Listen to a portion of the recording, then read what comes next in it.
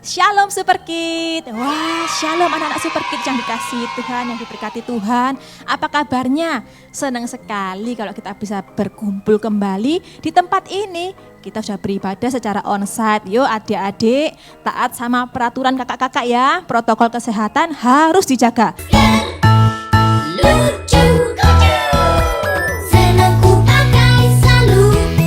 Duduk yang manis, tidak boleh pegang temennya, social distancing, masker harus dipakai. Oke adik-adik Super Kids, nah kita akan mulai khotbah Kak Gaby hari ini. Sebelum kita mulai sama-sama kita berdoa dulu. Yuk kita berdoa ya, lipat tangan, tutup mata, kita berdoa. Tuhan Yesus, terima kasih buat berkat Tuhan sepanjang minggu ini. Kalau kami bisa beribadah secara onsite, semua karena kebaikan Tuhan. Bapa, hari ini kami akan mau mendengarkan kebenaran firman Tuhan. Biarlah hati kami menjadi tanah yang subur untuk firman Tuhan.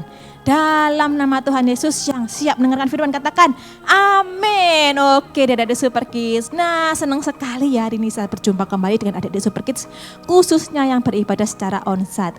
Yang masih online gak apa-apa, stay at home dulu. Nanti kalau kita sudah bisa berjumpa kembali secara onsite, sudah memberanikan diri, yuk datang bersama-sama dengan kita bergabung ibadah secara onsite Super Kids. Oke adik-adik Super Kids, nah hari ini Kak Gaby mau kasih khotbah, temanya adalah The Great Mindset. Wah, apa itu maksudnya ya The Great Mindset?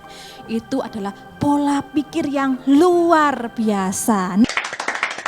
Nah adik-adik, kita sudah belajar bulan lalu tentang harapan kita. Kita harus jadi anak yang mempunyai harapan.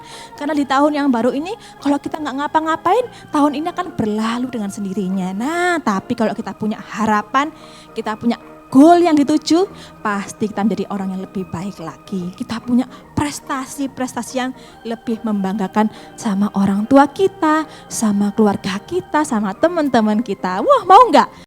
Good job. Mau dong pastinya jadi anak yang berprestasi. Nah, sekarang adik-adik Kak Gaby mau memberikan khotbah buat adik-adik, mau menabur buat adik-adik supaya adik-adik mengerti maksudnya firman Tuhan pada hari ini. Kenapa kok dinamai The Great Mindset? Karena di hari-hari kita menjalani kehidupan, seringkali kita berpikir dengan cara pikir yang salah. Kita seringkali menjadi anak-anak Tuhan, sudah Kristen, sudah berdoa, tapi masih butuh semangat, males, gak antusias. Pokoknya aku males deh ikut ibadah tuh buat apa? Nah ini salah adik-adik, kita harus mengganti mindset kita. Hey, that's pretty good. Pola pikir kita menjadi anak-anak yang sesuai dengan firman Tuhan. Siapa di sini yang mau menjadi anak-anak Tuhan yang cara berpikirnya tuh sesuai dengan firman Tuhan? Angkat tangan. Wih, semua pasti pengen ya jadi anak Tuhan yang pinter ya. Nice. Oke deh adik Super Kid, Kak Gaby akan awali dengan video. Video ini sangat memberkati Kak Gaby. Kak Gaby percaya Kak Super Kid juga diberkati. Yuk kita saksikan ya.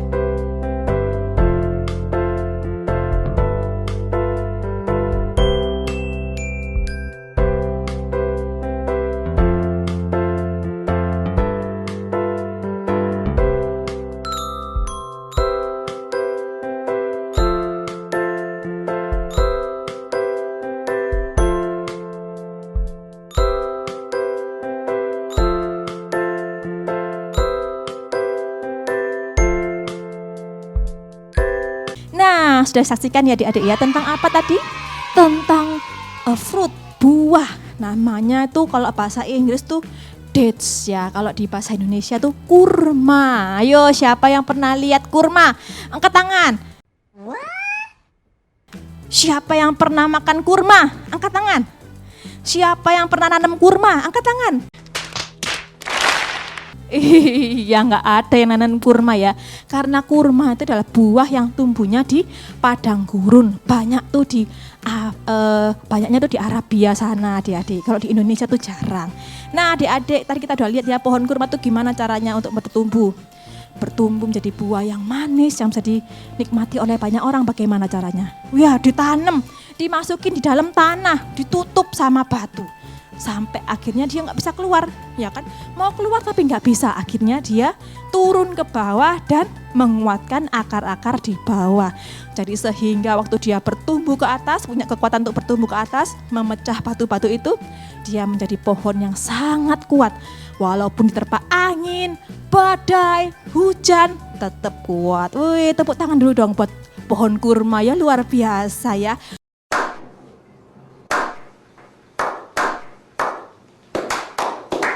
Tuhan menciptakan sesuatu yang sangat luar biasa loh adik-adik. Tuhan kita tuh hebat. Ayo coba bilang, Tuhan kita tuh hebat. Oke deh, nah berbicara tentang pohon kurma ini adik-adik, mengingatkan kita ya, kita sebagai anak-anak Tuhan ini kita harus meneladani pohon kurma tadi. Walaupun kita ditempatkan di posisi yang sulit, walaupun kita diinjak-injak, walaupun kita mungkin disakiti, tapi seperti pohon kurma kita bisa bertahan dan bisa menjadi pohon yang indah. Wih, luar biasa. Kak Gaby jadi teringat nih sama Pak Paulus. Siapa yang ingat sama Pak Paulus? Angkat tangannya dulu. Iya, ingat semua ya. Pak Paulus itu orang yang luar biasa adik-adik ya. Pak Paulus ini dulunya adalah orang yang jahat, tidak mensukai anak-anak Tuhan. Tapi begitu Tuhan mengubahkan hatinya, Tuhan memanggil Pak Paulus ini, dia menjadi orang yang sangat mengasihi Tuhan. Sepanjang hidupnya dia mau untuk menyebarkan firman Tuhan. Sama loh adik-adik dengan pohon kurma tadi. Pak Paulus tuh sewaktu menyebarkan firman Tuhan juga ditindas. Pernah apa? Di penjara. Pernah juga apa? Dipatuk ular tedung. Apalagi? Pernah mau dibunuh. Banyak adik-adik persoalan Pak Paulus. Tapi dengan cara pikir yang sudah berbeda, karena Tuhan sudah menyelamatkan Pak Paulus, cara pikirnya menjadi anak Tuhan yang luar biasa. Dia tidak menganggap yang namanya batu-batu sandungan itu, batu-batu di kehidupan sebagai permasalahan. Tetapi malah semakin semangat mengikut Tuhan Yesus, semakin semangat melayani Tuhan Yesus. Siapa yang mau jadi kayak Pak Paulus, angkat tangan. Iya, luar biasa sekali. Kak Gaby juga mau ya, luar biasa Pak Paulus itu. Nah adik-adik, Kak Gaby berdoa supaya adik juga dapat mempelajari firman Tuhan hari ini. Yuk kita baca ayatnya ya. Di Yesaya 40 ayat 31 sebagai kekuatan kita adik-adik. Buka ya. Orang-orang yang menantikan Tuhan mendapat kekuatan baru. Mereka seumpama Raja Wali yang naik terbang dengan kekuatan sayapnya. Mereka berlari dan tidak menjadi lesu.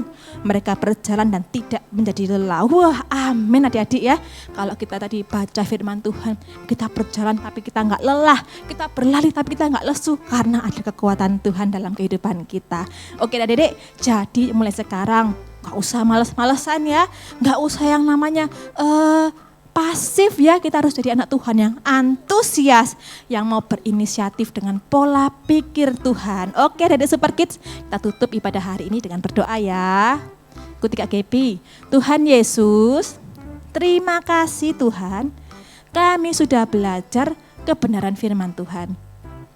Ajar kami menjadi anak-anak Tuhan yang bisa berpikir sesuai dengan firman Tuhan.